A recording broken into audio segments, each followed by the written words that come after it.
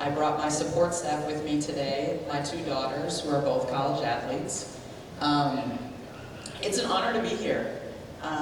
It's kind of crazy that I have changed roles. I could be one of those guys for a really long time. And now I stand before you, hopefully with a little bit of wisdom that I gained along the way that I can share with you. But not only that, I'm standing here because once I also sat there. Not literally just like you, but I was a high school athlete with a basket of my own issues. Here's the thing. Today we're going to talk about that we all have some junk and issues in our basket. It all just looks different. And how we handle that and how we deal with that has a direct reflection on where we go after that. As a teenager, like you sitting there probably thinking to yourself, what does this lady possibly know about me? She probably has it all together and I'm a hot mess. She just doesn't know what I've gone through. And the list goes on as you sit there this morning. But I want to start this morning by actually leveling the playing field between me and you. And let's start with the fact that it is 7:30 in the morning. I am retired and I don't do mornings. And I left my house at 6:15. How many of y'all don't do mornings? Yeah, I feel you, right? But more than that, again, just so you understand the fact, I can relate to most of you sitting there. Divorced parents, yep, that's me. Single mom, barely scraping by, cashing coins to get gas money for work, also me. Dark thoughts when I was in 7th grade due to bullying from someone making fun of me because I was not a follower, me. Having a stepdad as my coach in 8th and 9th grade and him making sure no one could ever say there was favoritism, also me. You get what I'm saying, right? I tore my ACL my senior year in high school and lost my scholarship to college, and I ended up at a college I didn't feel like I fit in. That's also me. Never really feeling confident about myself. Let's be honest, probably due to family issues. As an adult, many challenges financially, in our marriage, and of course as a parent. Yes, I've had many challenges and obstacles, yet here I stand with you today, truly full of joy and gratitude. You have many challenges as well, but here's the good news. Guys, we have a 100% survival rate at this point, do we not? We've made it. We've made it over and over again. I taught high school and coached varsity volleyball for 21 years in the Lafayette area. My teams were extremely successful. And then I went for the last 3 years and taught junior high. I have no idea what I was thinking. It was awful, but I made it also through that challenge. Most of my adult life was surrounded by teenagers, and somehow I seemed to be a teacher and coach that many of them could talk to. I kept it real, I gave sound advice, and I was realistic with my expectations of all of these teenagers as students, athletes, and just as humans. Remember, we all have junk. All of us. Between talking to these teens over the years and just being a good observer of people, I've learned a few things along the way. So I have topics, 3 specifically, that I want to talk to you about today. But I don't think I would be doing you and Port Barre High School due diligence if I didn't ask you if you had things you wanted me to address. So as I talk today, if there's something at the end of this that you decide, hey, I'd really like to hear what she has to say about this, please, I'm going to ask you at the end if there's a topic you want me to address, and I would love if you want to raise your hands and give me your input on something that you think you struggle with as an athlete here that could help propel you to the next level. Everybody's with me? Good. Okay, so with a few Coach Jill life lessons today, we're going to talk about 3 main things. The number 1 is effort leads to success. The second is using failure to fuel your success, and finally, finding the right mindset during the journey to success. And yes, success is a journey, it doesn't happen overnight. So as an athlete, what do you think effort looks like? What do you guys think? And be loud. What does effort look like as an athlete? Go ahead, what you got, girls? Pushing yourself. Yep. Boys, what do you think? Come on, you gotta play football. I saw you walk in with a gallon of water. What you got?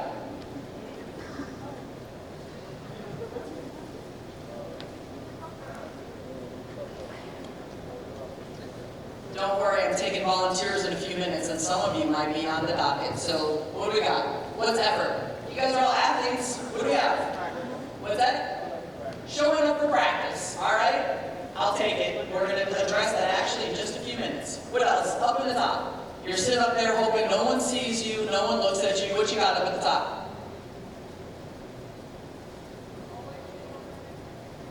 Love it. Always give 100%. Is that right? Anybody else? Effort? All right, I'll save you. The number one reason why only 5% of athletes make it to the highest level is because they're willing to do more than what's been asked. Sorry, buddy. Everyone is expected to show up for practice. Everyone is expected to show up for workouts.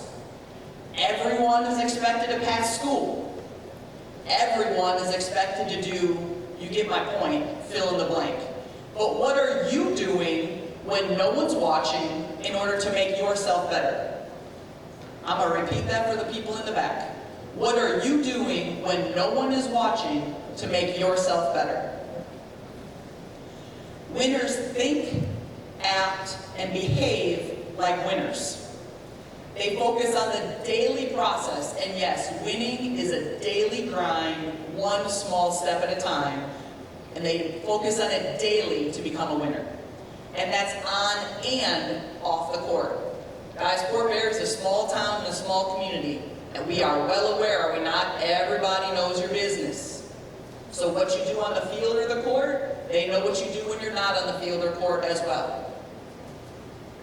If you're good with being average, then do what everybody else is doing. But if you want to be great, it takes more than that. Extra reps, not cutting reps. Extra training sessions outside of practice. Studying the game. Fueling your body correctly. Keeping your body hydrated. Way to go with your water up there, bud. Everything matters. Do not expect coaches to automatically see or notice what you're doing or your abilities. Make it so they can't unsee what you're doing. As the saying goes, a coach's job is to find someone better than you, and your job is to make it so they can't. I'm going to say that again. Your coach's job is to find somebody better than you. Your job is to make sure they can't. You won't be your best every day, but you should always show up and give your best every day. Playing time is earned, not given. Make sure your effort matches your expectations. You cannot have a D1 mentality with a backyard work ethic. So I want you to think for just a second. What can you do based on a few things that I just said, you don't have to say it out loud, to improve your effort? Are you the guy or girl in the weight room that when they say do 12 reps, you do 11 and a half? Or they say run your sprints and you stop 6 inches short? Guess what? If you're a football player and stop 6 inches short, it's not a touchdown. So why would you do it during workouts? If you have a certain amount of things that are due, do them and do them well. Where's my seniors? Raise your hand. Okay, seniors, you finally made it. You're the big dogs at school, right? You lead by your example. If you cut corners, the little ones coming behind you, they think they can do the same thing. You get to senior year and you get to decide the culture you're going to leave behind and the legacy of your class. I don't care what your class has done the last 3 to 5 years. It's about what your class does as a senior that makes the difference, that stays with your teachers, your coaches, your administration as you move on. You could be the class that has been known as some turds for all of your high school.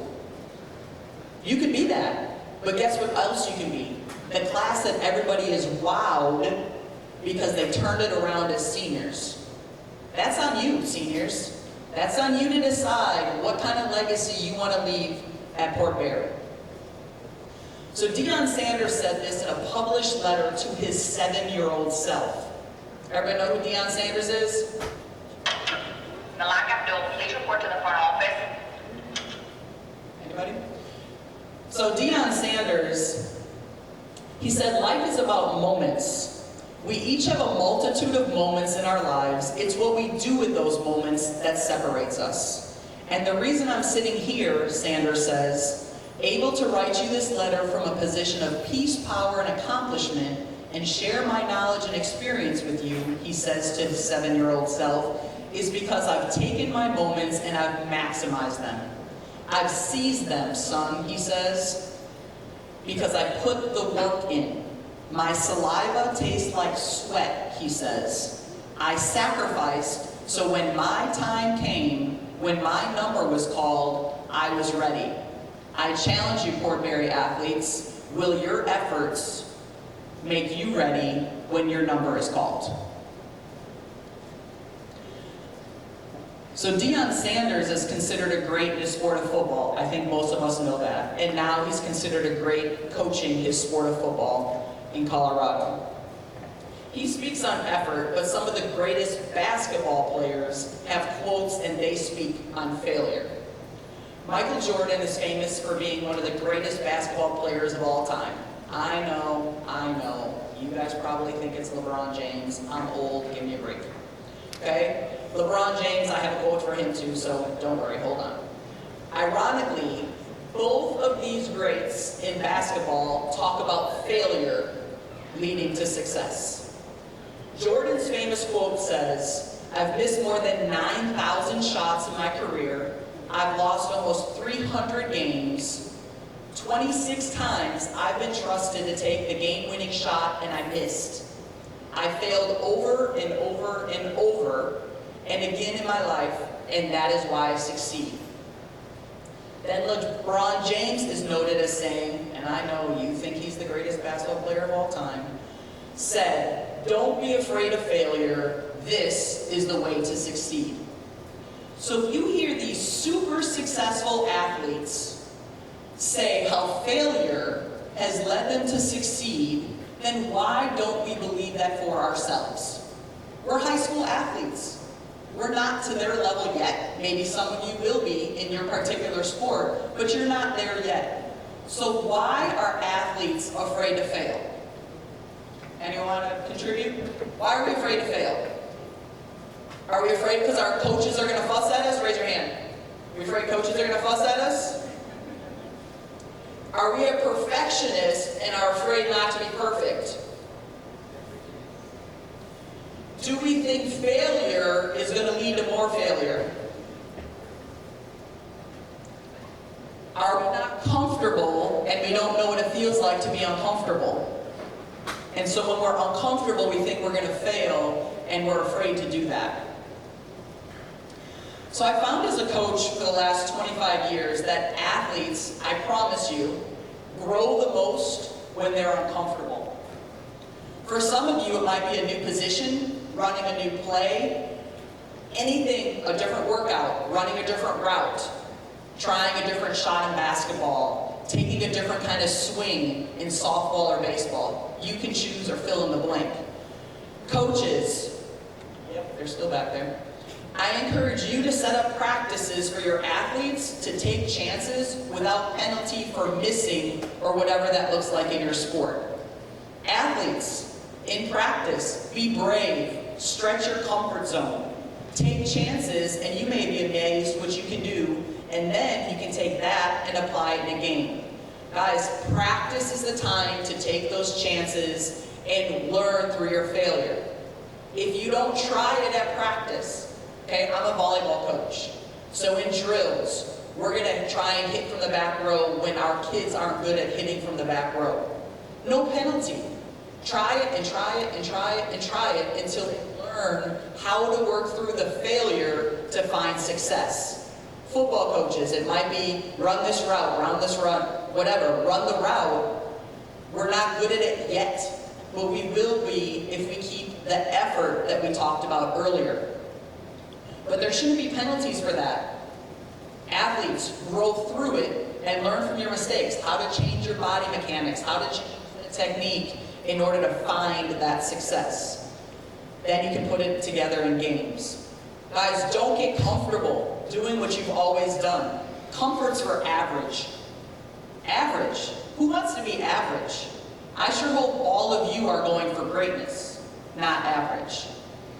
In your sport or position, what does comfortable look like? I think I referenced that, right?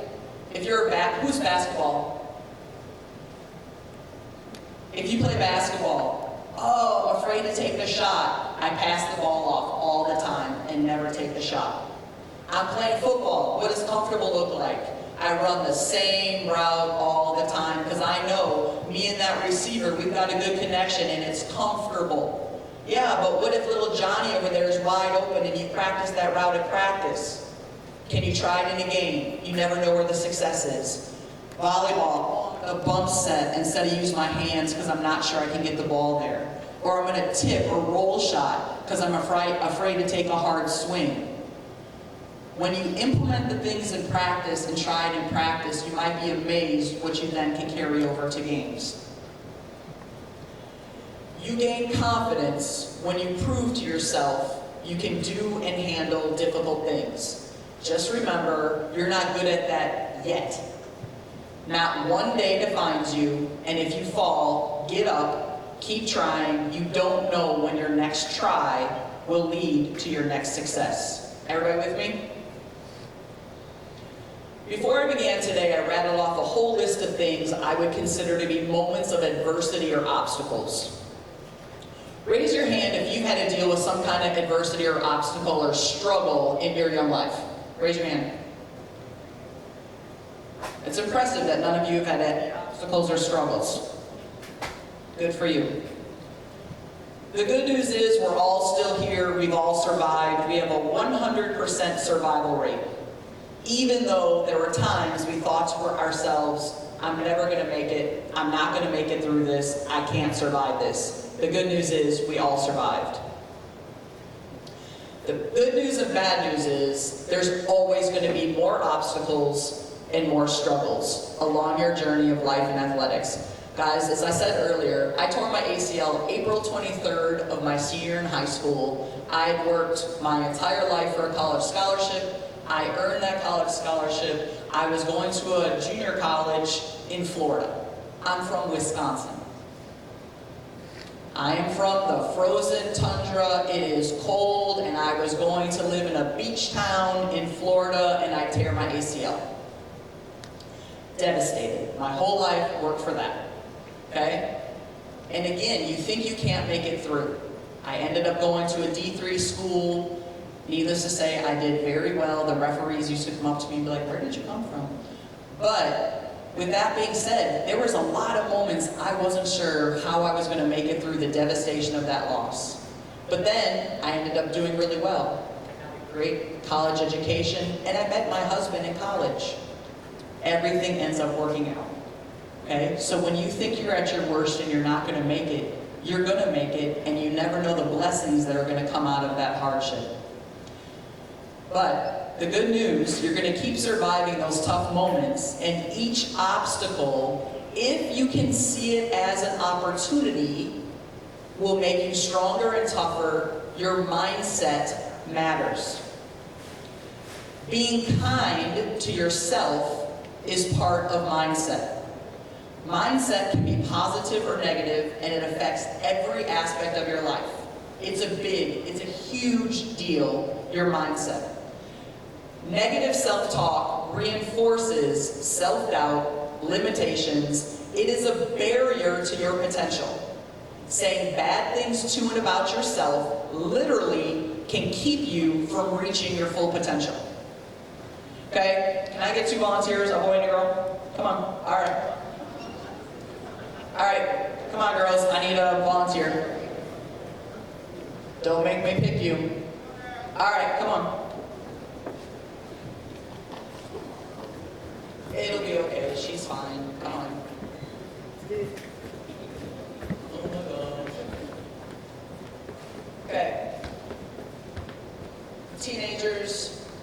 negative self-talk. Okay? So if you have negative self-talk, what does that look like? What does that sound like? What do you say?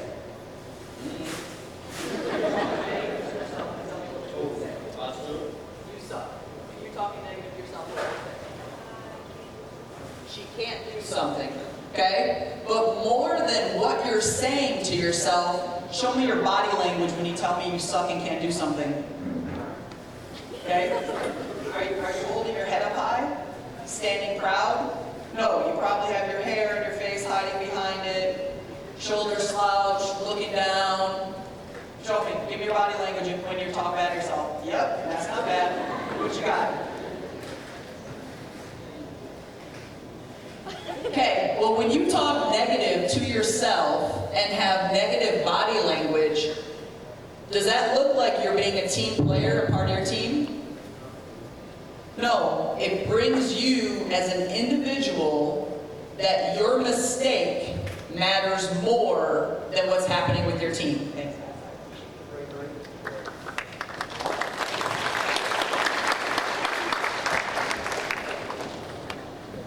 When you have negative body language, do your teammates know if you're mad at yourself, at them, at coach, or at life? It all looks the same, because our bodies show our negative. Does this make sense to everyone? And has anyone in the life of sports ever played better when they have negative self-talk? No, not a chance. All of that negative self-talk hinders and lessens your ability to be successful in sport. Negative self-talk sounds like this. I'm not good at this, so I shouldn't even try. I can never do anything right. I don't deserve to be happy. I'll fail anyway, so what's the point of trying? That looks really hard. Even if I tried, I'd never be able to do that. How many of you can be brave and say, I definitely have a problem with self-talk? Yep. Thank you for your bravery. Self-negative talk is a real thing. Guys, it's proven by science that one of the greatest indicators of those that don't reach their full potential is the way they talk to themselves. However, by consistently engaging in positive self-talk, it literally creates brain pathways that favor optimism and resilience. This process, it's like strengthening your muscles in the weight room. This strengthens your brain to continue to be able to deal with difficult things, but you deal with them in a better manner. It enhances our mental fitness and ability to deal with ups and downs, right? Life is about ups and downs. You play sports. Every single week is about ups and downs. You win some, you lose some. You had a great performance, you had a terrible performance. Okay? The more we can work on being positive, the easier it's going to be to deal with the ups and downs. So here's what self-talk looks like. Can I get 2 different volunteers to do positive self-talk? All right, come on. All right, girls, who we got? All right, come on.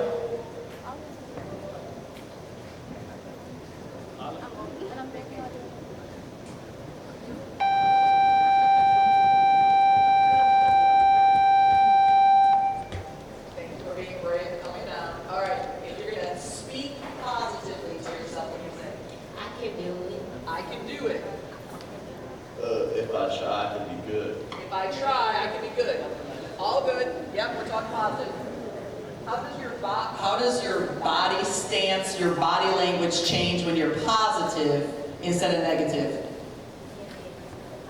I love that. Your head is held higher. We all know, think of your athletes, your teammates that have negative self-talk and are super hard on themselves. What are they constantly doing? Hanging their head. Love that. Your head is higher. How about you?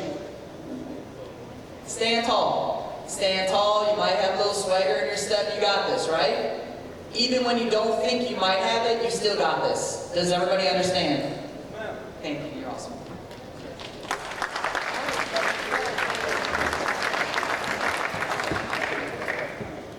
Positive self-talk. I am confident. Notice, I didn't say I'm cocky. I'm confident. I'm strong. I'm worthy. I'm enough. I believe in myself. I am proud of myself. Guys, that's a hard one. You need to be proud of yourself. So many of us athletes, we are waiting on everyone else to be proud of us. You need to learn to be proud of yourself. I'm focused on my goals. I can do this. You said that? I'm getting better every day. I'm making progress. Guys, success and being great, it's a journey. It's little pieces every day. Hey, I wasn't good at running this route last week, but I was better at it. Our connection's getting closer. Volleyball. Hey, me and this hitter, we didn't connect really good last week. We're getting better. I am capable of achieving my goals. I can handle this. I learn from my mistakes. Every challenge is an opportunity for growth. This is tough, but so am I. I can't control the situation, but I can control how I respond. And I haven't figured it out yet.